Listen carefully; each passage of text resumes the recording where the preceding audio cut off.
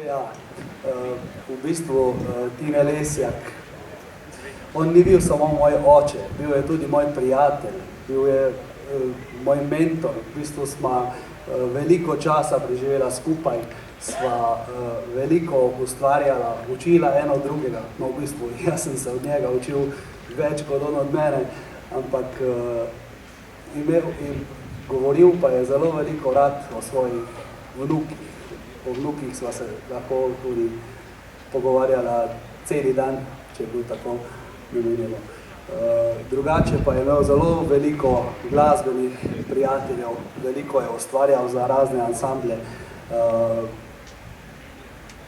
zelo dobre viže je ustvaril, skratka vsem, skoraj vsem, ki je ustvaril viže, so bile nekako zmagovalne viže na teh festivalih in sem res zelo ponosen na mojega očeta. Tako da ne moram povedati kako. Hvala Tini Lesjak, izvolite.